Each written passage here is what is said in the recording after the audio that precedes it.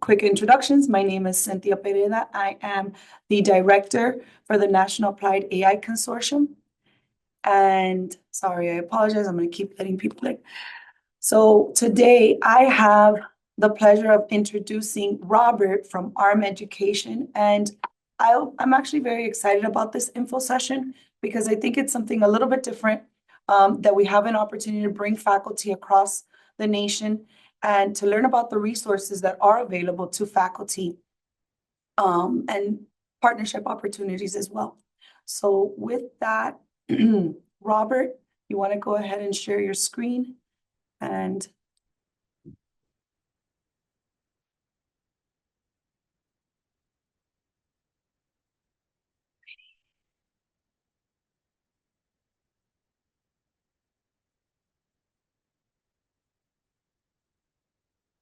Robert, if you're talking, you're on mute.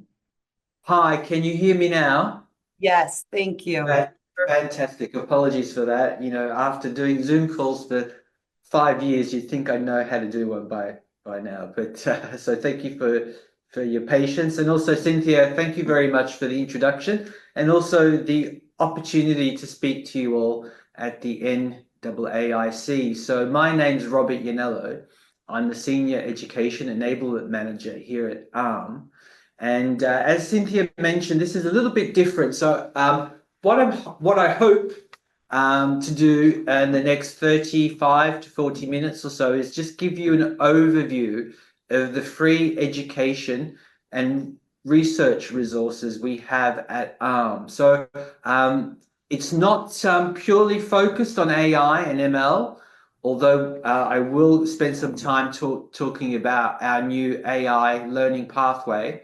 But what I hope I'll be able to do is give you an overview in terms of the educational resources we have that focus on fundamental subjects within computer science that will eventually kind of lead up to AI. So things like embedded systems, Internet of Things, embedded Linux. While not directly related to AI, these subject areas are important, I think, in terms of the context of AI, what it can do, what platforms it runs on, what other associated technologies it uses. So I would like to spend some time just going through that material, but I'm also conscious that I want to leave some time for questions as well. So that's just a really broad overview in terms of what we have planned for the next half an hour or so. And I'll be very happy to take questions as we go.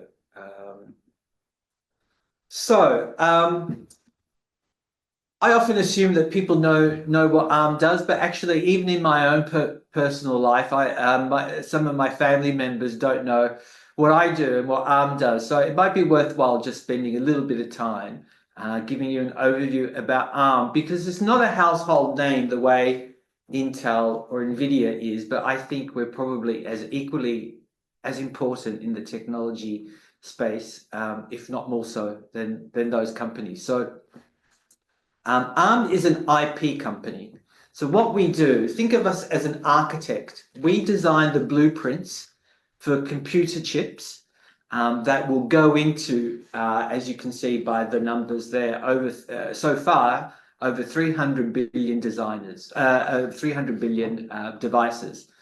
But we don't make anything. What we do is we design the blueprint for the computer chip, and then we license that design to companies like Samsung, Sony, basically any technology company that creates a computer chip. NVIDIA, for example, uses our design in their computer chips. So any technology company that either creates computer chips or designs electronic devices, chances are ARM is in those devices. So, for example, 100% of mobile phones use ARM chips. So, we are the dominant kind of platform in the mobile space.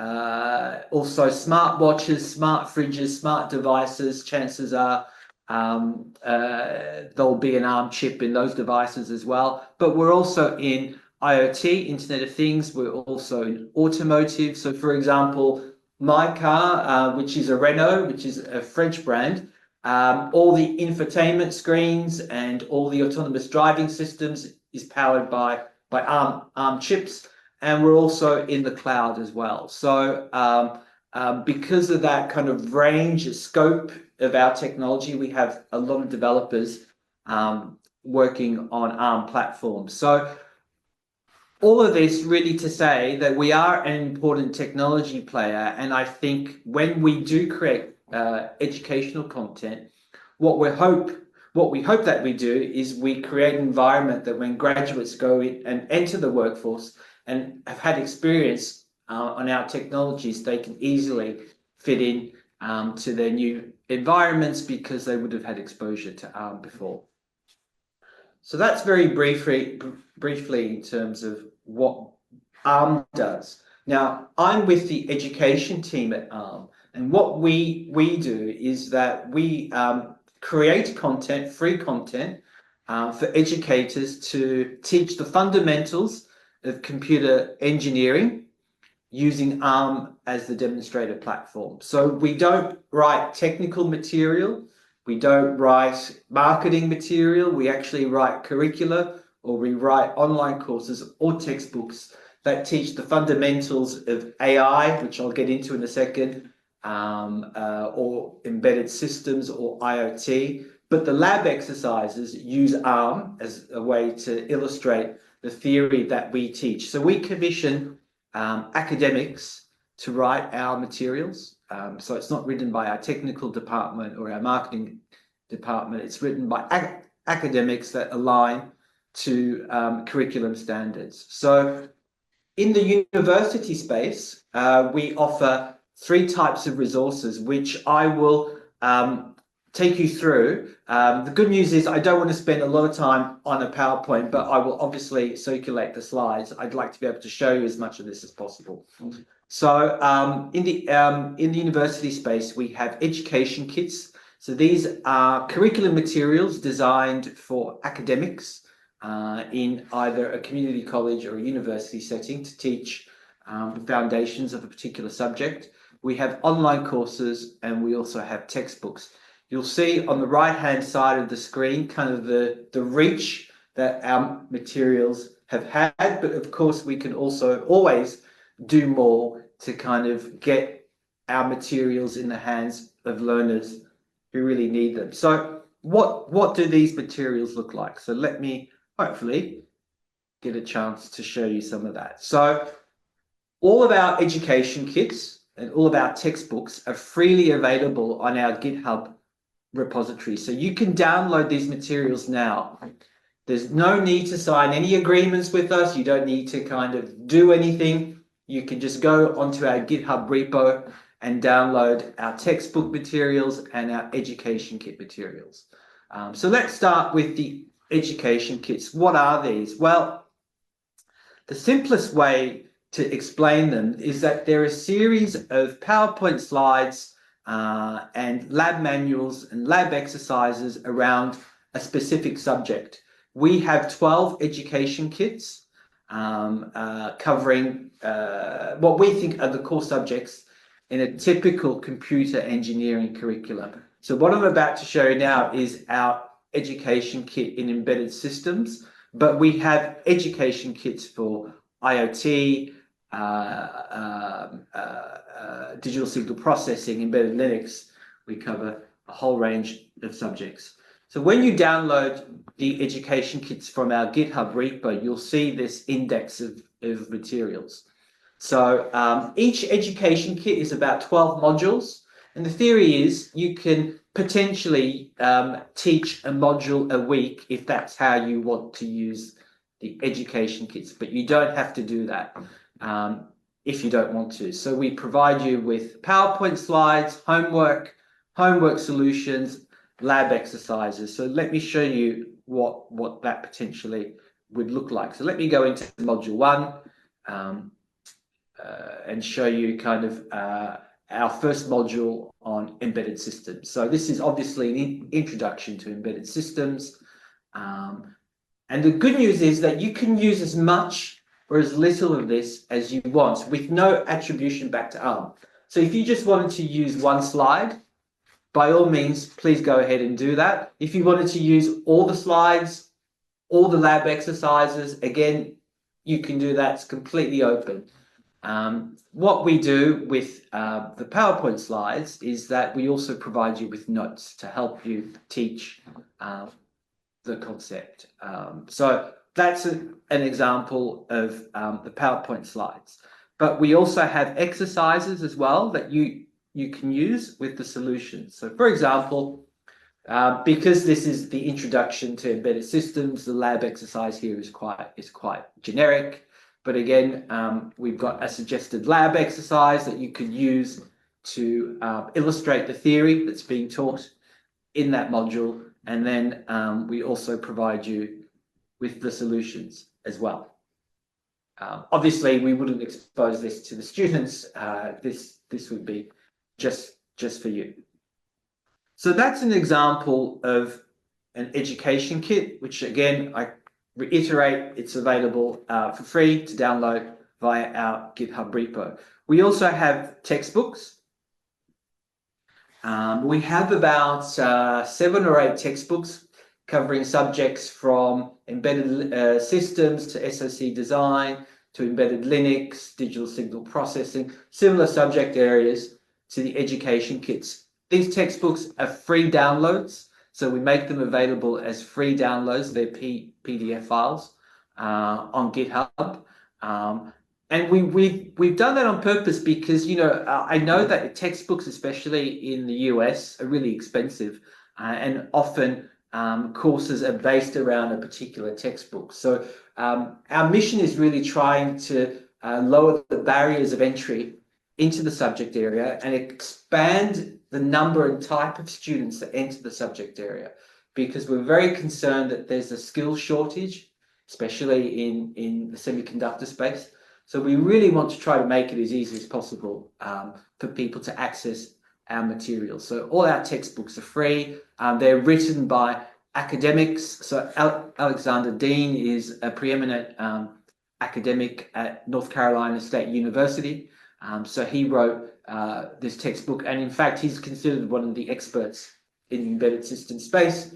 So this is free to download if you wanted to use it as part of your own curriculum. So that's the education kits and textbooks, which are freely available on our GitHub repo.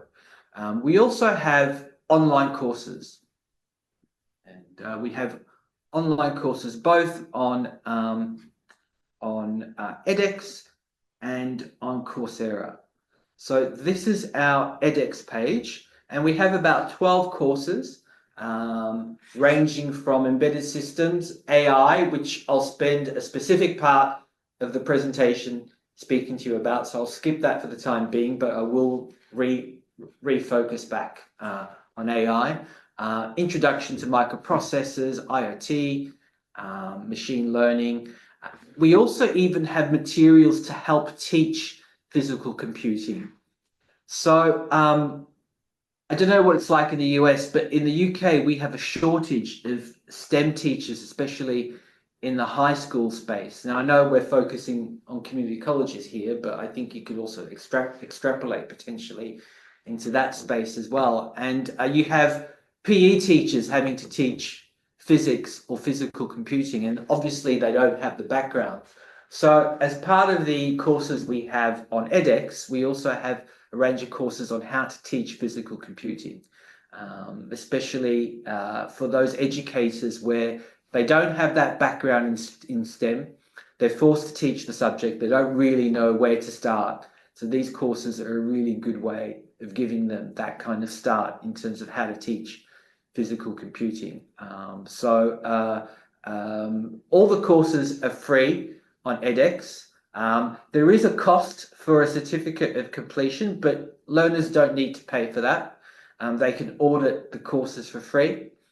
So again, this is another way that we're hopefully trying to lower the barrier of entry into the subject. And we've also focused on non-traditional subject areas. So I'll point this course out, Business Models for Technology Innovators. You know, I think often we spend too much time kind of teaching the technology, but not enough time teaching, well, how do you then apply that technology in the real world? What is the business model that you need to make this brilliant technology idea that you've created into a success? What is a business model? How do you choose them? Really important subjects that we think deserve a course of its own. So that's why we created our business models for technology innovators. So that's the online courses, and I also mentioned they're available on some of them, not all, some of them are also available on Coursera. But just to point out, the courses on Coursera are free. I think you can access a module for free, but then Coursera, unfortunately, this is not an ARM education decision, this is a Coursera decision. Coursera force you to pay for access to the content. So the default should always be edX because that's free. There's no cost, but just to make you aware that the courses are available on Coursera as well. And as I was mentioning the K-12 space briefly, I just wanted to point out that we also have a K-12 group as part of ARM Education, and they produce free content for schools as well. That content is free, either on our GitHub repo or on edX as well. Let me just go back to the PowerPoint deck for a second, just to show you the range of content that we have in this space. It's probably difficult to see, but we have project books, we have courses and additional materials covering elementary school, secondary, middle school in the US, and then high school. Now, I know, again, most of you are either in the community college or the university space, but again, here in the UK, the equivalent of a community college here often will have to spend the first year of a 3-year degree having to bring their students up to speed in a particular subject area because for whatever reason, their high school hasn't kind of covered the fundamentals in a particular subject area. So I know that a lot of our equivalent community colleges here spend that first year doing that kind of bridge work. So I just wanted to quickly highlight that. So let's spend some time now talking about AI and ML. So let me find that. Here we go.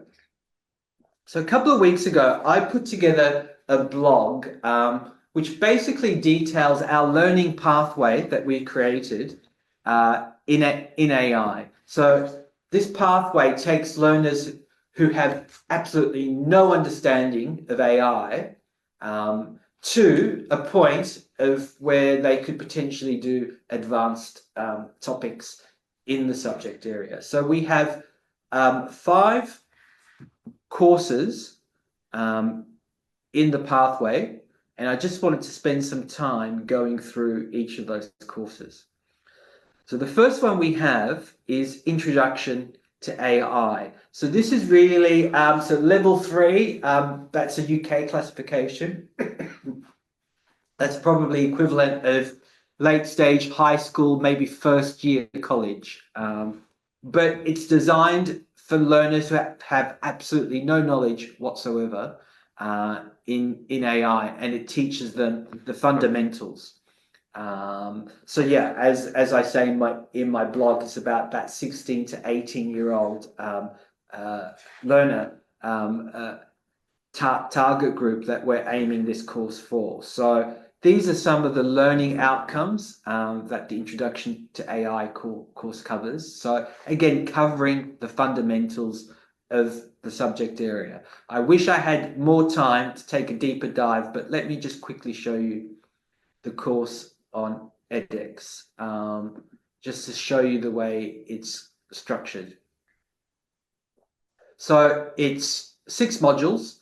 It goes through an introduction to AI machine learning, and so on. And the way it's structured is that the materials are actually delivered by young ARM engineers. So I don't think the audio is going to come through in the Zoom, but we can give it a shot. Yeah, it's not going to come through. But anyway, all the materials are delivered by young ARM engineers. So the theory is delivered via video, and then we have assessments, and then we have lab exercises as well. And all our courses, all our online courses are structured in this way. Not all of them will be delivered by young ARM engineers. We might have either, to be honest, we might have some actors who deliver the theory material, or it would be pure animation where we deliver the theory material, but you'll always have the theory, you'll always have the assessments, and then you'll also have the practical lab exercises which are filmed. So that's an example of what one of our online courses would look like. So let me go back to the blog. So that's the first entry point into our AI learning pathway. Then you do take a jump, and then the next course in the series is Machine Learning at the Edge on ARM, a practical introduction. So you might have heard this term, Edge AI. So, you know, things like ChatGPT, Llama, you know, other large language models, they tend to run in the cloud. But it takes up a lot of power and a lot of compute to do this. So there are advantages in bringing some of that to the edge, to a local device. And there are two courses that we have that focus on that. This first one is all about machine learning on ARM development boards, similar to things like the Raspberry Pi. So it's not about training a large language model. It's about inference. So taking a model that's already been created and deploying it in a real world environment. So a lot of the lab exercises here focus on image classification. So how do you use existing ML models to classify images, but to do it on a constrained device? So not a laptop, not a server, but on a constrained device. Now, this is becoming a huge area in terms of research and development because it's becoming really expensive to kind of have everything in the cloud, and a hybrid model is probably what's needed. So this is definitely an undergraduate first year or second year course. You wouldn't want to kind of give this to high school students. It is a bit of a jump. So moving quickly, the next course in this Edge AI series is AI at the Edge on ARM. And what this course is all about is how to load a large language model on an ARM-based mobile device. And as I mentioned, all mobile phones are ARM-based. So what we do is we take Google's small language model called Gemma. So you might have heard of Gemini, which is their large language model, but we take their small language model called Gemma, and we show you how to deploy that on a mobile device and what techniques you need to do to ensure that this language model is kind of small enough to be able to run on a mobile device, and how to optimize the language model so that it's quick, it's responsive. So this is very much towards kind of the tail end of an undergraduate degree, maybe year 3, year 4, or early level practitioner. So that's something to keep in mind. But it's a great course. Edge AI, especially on mobiles, is becoming really huge and popular. That's probably where the use case is going to be for a lot of AI applications on mobile devices. So we think this course should be quite relevant. Now, something for AI educators is a course that we have exclusively on Coursera, and this is called Teaching AI on the Edge. So we basically commissioned a consultant who worked on the original Amazon Alexa, who's now based at the University of Cambridge, to just create a really short course for educators on how to teach AI, especially on the edge. So it's presented by Dr. Catherine Breslin. Really short course. It covers things like the ethics of AI, how to teach the basics of the subject area, what to be aware of, and how to engage students. So obviously this presentation is being recorded. I've also got links in the presentation. So if you can, I think it's worthwhile you taking a look at the course and seeing how you could potentially apply it in your own teaching. And then rounding off the AI ML learning pathway is probably our most advanced course. This is really kind of professional level or postgraduate level. And this is optimizing generative AI on ARM. And this is really taking a deep dive into the techniques used to optimize a large language model on things like a Raspberry Pi or an ARM-based server. And it goes into a lot of detail on quantization, pruning, and lots of other techniques to optimize the CPU to kind of perform at its best when processing a large language model. So definitely something for the late stage learner or the professional practitioner. And we're hoping to add more to this learning pathway as well. So actually, very interestingly, today we had a guest from a leading US university, which I can't mention at the moment, but the work that they were doing on physical AI. So basically, how are robots using AI? How kind of drones or other physical robotic devices using AI, and what's the transformative power of that? And I think potentially that could be another course in the future as well. So I know I'm speeding through this, and I really apologize for that. So you'll have access to my contact details. So, if there's anything you'd like me to explain further, we've obviously got some time for questions now, but you can always email me as well. So I think I've covered the AI and ML learning pathway.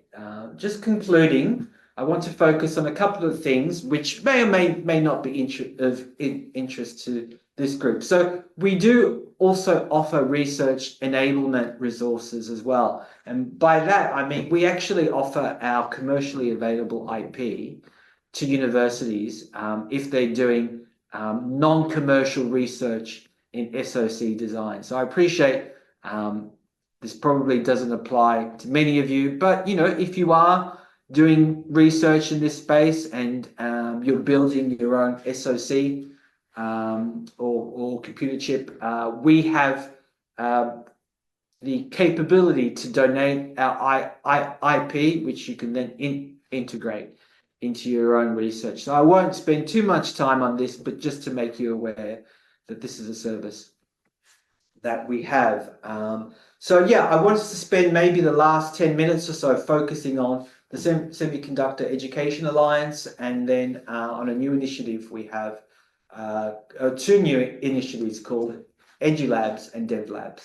So I mentioned earlier in the presentation the skills gap in semiconductor, in the semiconductor market, and it's definitely there, and it's being intensified because of the fact that semiconductors has become quite a hot geopolitical topic. So obviously in the US, you had the US Chips Act, and there's a successor to that. The White House recently announced its AI pledge. I know there's a lot of grant funding being made available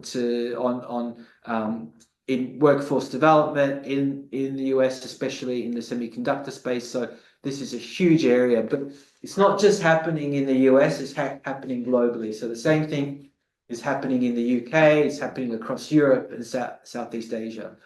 All of this is putting pressure on universities and other academic institutions to produce engineers at pace who have the requisite knowledge to really hit the ground running when they enter the workforce. And, you know, universities are struggling in some areas, which is why we think there needs to be a partnership between academia, industry, and government to come together and really try to address this issue at scale, which is why was one of the founders of the Semiconductor Education Alliance. So it's a global community of practice with the shared purpose, basically, to improve educational outcomes in the semiconductor industry.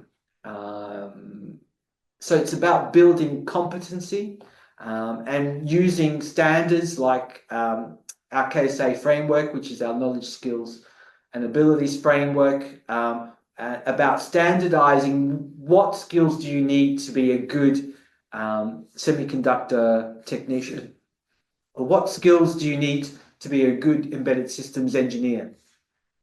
We're working with the Semiconductor Education Alliance to kind of help bring about those standards so that when we do produce content, and the Alliance is already starting to produce content, so there are a couple of instances where we've worked with Alliance members to produce new content to try to address this skills gap.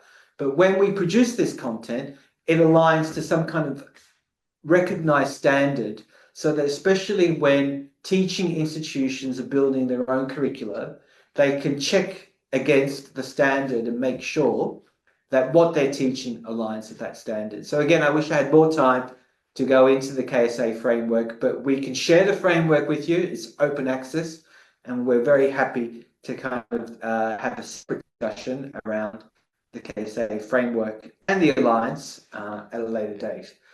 These are, it's not representative of everyone that's joined the Alliance, but a good snapshot of the members that we have so far.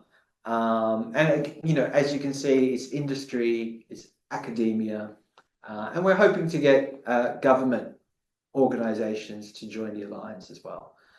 So that's the Semiconductor Education Alliance. Okay, all right, I'll just carry on for a few more minutes. So I just wanted to talk to you about EduLabs and DevLabs, and then I'll stop. So EduLabs is an initiative that we're running in the US, especially. It's still in beta, but basically what it will be a AI-powered, amongst other things, an AI-powered curriculum generator, which it will take peer-reviewed content that we've submitted into the platform from other academic institutions, from industry. It will also have a list of standards that you can select.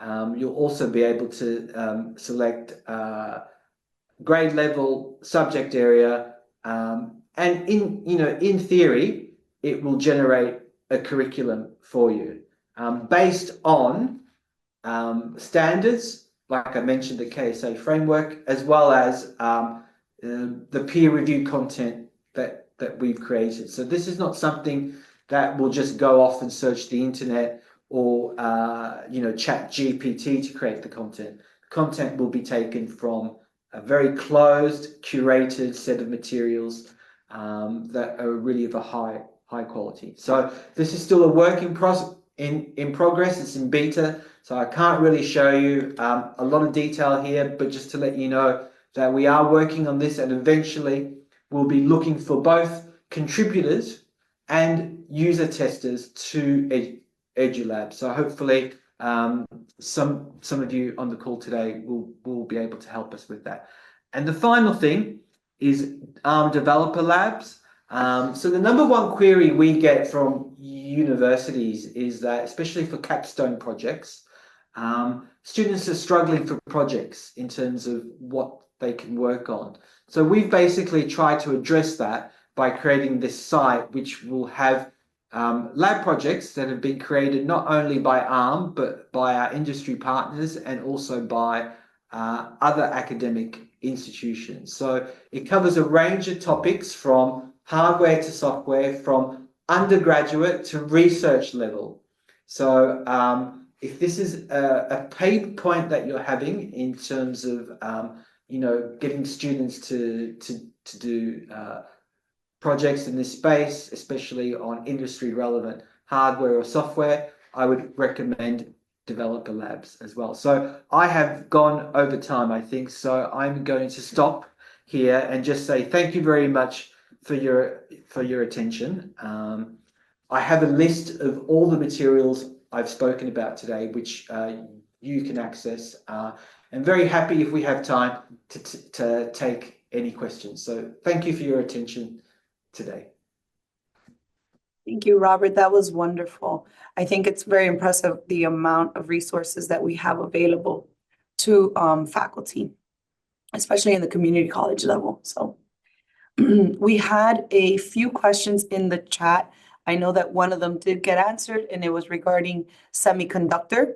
And I know that you dove deep into that. So they wanted to know if there was curriculum or content for semiconductor. So that's such a that's such a huge area. So we have curriculum on elements of that, but we're always looking to expand further. So I know, for example, there's a lot of demand for technicians in the US, especially semiconductor technicians. So we don't have curriculum in that area yet, but we're actively seeking it, and we're working with our Semiconductor Education Alliance partners to try to kind of create that content. So it's not exhaustive, but we do have some content in that space. Wonderful. Another question that was put on, and someone did answer, it was regarding the physical computing, since maybe the language that you guys use in UK is slightly different than here in the US. So Yes, I think Gabriella, who's my colleague who's on the call today, has answered that question. So thank you very much, Gabriella, for that. I'm just going through the chat as well. and then while maybe someone writes a question or thinks of something, I will be sharing with everyone the resources available. So Robert will send those to me, and then I'll go ahead and make sure that I deliver that to everyone, the links and the link as well to watch this video if you missed anything.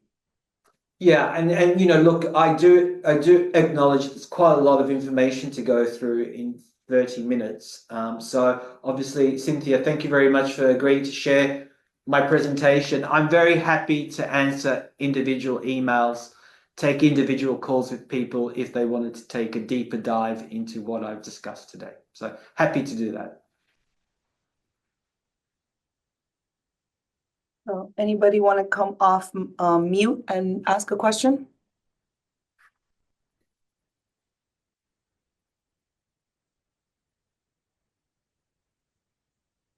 No.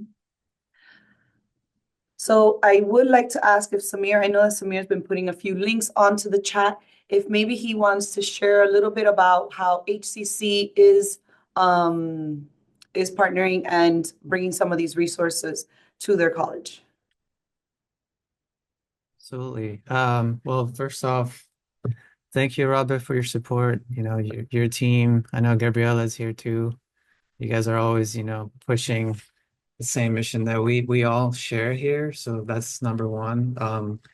We are on the same page on the high school piece that you mentioned earlier. So many of us have the same challenge, right? Is to first get more teachers, get more alignment with the high school. So this is the same mission. Yeah, just on our end, we've been very heavily involved with student projects. So that's something that our faculty are looking at, especially this semester, as we start utilizing more and more of your curriculum, is to empower them to especially contribute to the GitHub that you have.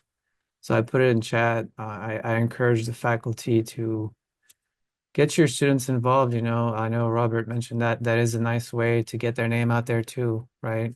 If they submit a project that they work on, it can really open the doors to, you know, potentially employment because that's what it's all about, right? Yeah, the KSA framework too, that's something we'll be looking at closer into, especially many of us, um, you know, have advisory boards and we have to align with workforce learning outcomes, if you will, and the industry demand. So having that is also nice. Um, we have a built model, a national built that will also benefit from that. Yeah, just some comments. Just thank you, Robert.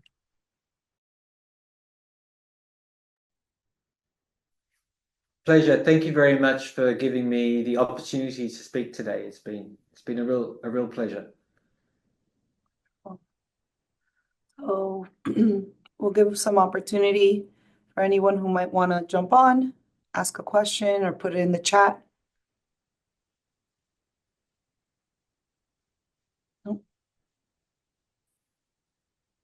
Gabriella is also here. I know she's being shy, but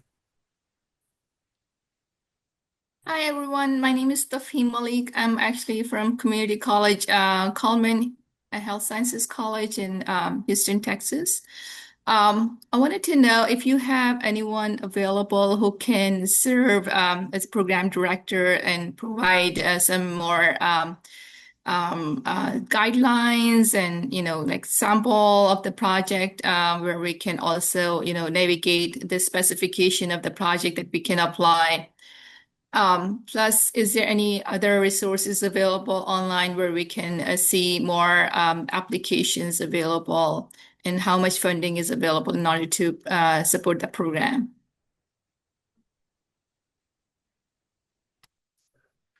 I don't think I can answer all of that in terms of funding. I think that probably is something for the consortium. So it's a difficult question to answer because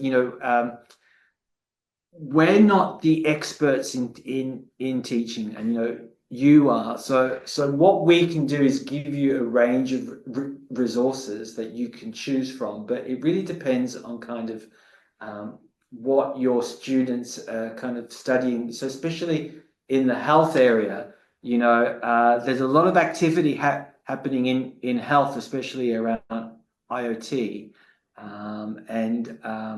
I'd have to check in developer labs to see if we have projects. So we can kind of go through the projects in developer labs with you to kind of see what might be appropriate for your students. But I think it would be up to the local colleges to kind of make that assessment in terms of which projects to use. I'm sorry, I don't think I've answered your question at all, really, but it's a difficult one to answer.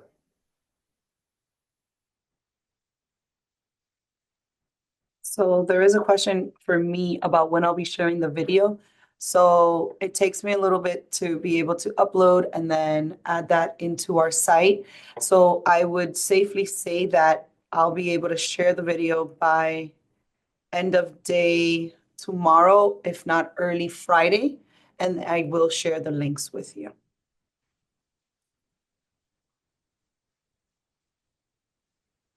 And Samir, thank you for answering that question regarding the needed hardware for the labs.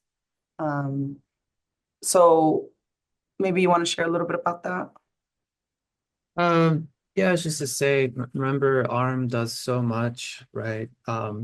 It's kind of one of those um you find kits that are relevant based on what you're teaching, is how I would frame it, right? And I know Tafim she's on our side, on the engineering side of Houston City College. And she's been playing with some kits, and so she's wondering, is there kind of a lead from ARM to guide that? But it's I would I would say, I guess, just like Robert said, it's every school has their own sort of channels and what they do with it. So Um, I think this leads to sort of what we're doing with the Applied Consortium is to have that community of practice, right? Um, and that is what we're developing as a unit here. So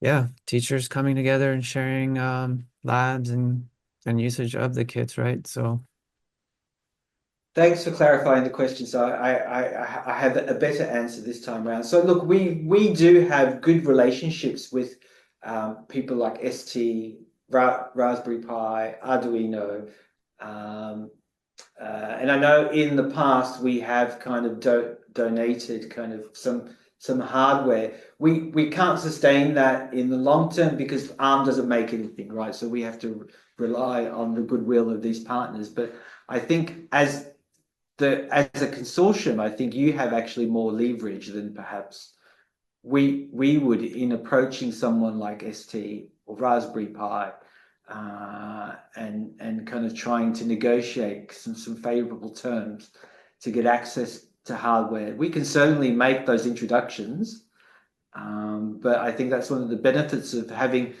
this great consortium is that with your collective power, you can do that kind of negotiation. yeah, remember y'all, ARM designs the architectures and all that, right? For the chips like Apple's, Qualcomm, Nvidia's, whatever else they do, right? Um, so we use Raspberry Pis a lot on our end, and Arduino, right? You're behind that, I believe, too. Yes, Or yes. yeah, Not so every Arduino platform is ARM powered, but a lot of them are, yes.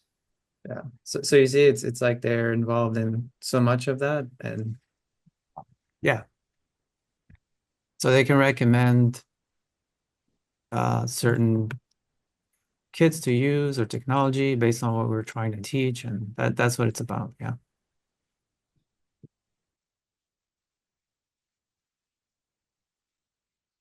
So I'll end with one quick thing, in that I'm really excited about EduLabs. I didn't really do it justice. When it's working, I think it's going to be an amazing tool for colleges to begin that process of building out curricula in new areas that perhaps you don't have experience in, you've never taught the subject in the past. And because we're aligning it to standards like the KSA, and because we're not taking it from the internet, it's from a curated set of content from the likes of ARM, but we also have Cornell, we're looking to have MIT, and we're inviting you as well. If you've got good curriculum that you're happy to share with the broader community, we'd love to have it on EduLabs as well. So hopefully EduLabs would become a good additional tool for you to kind of start building out curricula in these areas where perhaps you haven't had experience in the past doing that. So watch this space. Hopefully in the next 3 to 6 months, we'll be able to kind of do a limited launch of that, of EduLabs.